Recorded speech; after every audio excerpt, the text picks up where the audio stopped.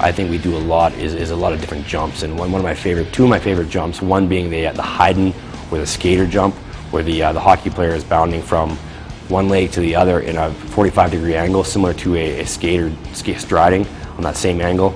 And your progressions start with just doing jumps and landing and having a proper land and cushioning. Be able to bound off the ground. That means getting off contact or off the ground as fast as possible in a plyometric fashion, and getting large jumps out of it every time and bounding. You'll see a lot of just differences in strength, where to the left they might be stronger than the right, or vice versa. You want to be able to balance that as you're doing it, and keeping that upper body in a nice, strong, lean forward skating position while they're doing it. So they're controlling their movements, but their lower body is able to bound off the ground at those 45-degree angles with a lot of force. We need to get more bound out of hockey players. We need to get more athleticism out of hockey players. I think too much of the time, hockey players tend to be so heavy on their feet and aren't able to spring.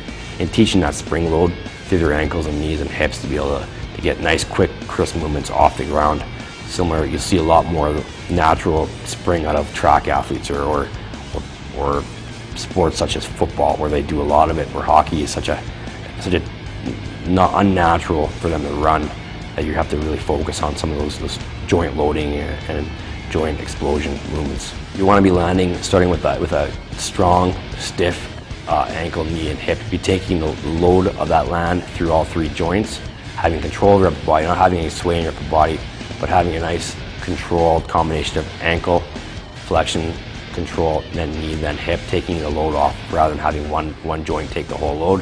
Having those three joints work together to take the load, decelerate, and as quickly as possible accelerate that athlete off the ground again. You don't want to be landing too far with a plantar flexed or a toe pointed down. That's increasing the chance of turning your ankle, so a slight dorsiflexion and landing through the mid or ball of the foot rather than high on the toes, and that'll help block your ankle from turning over.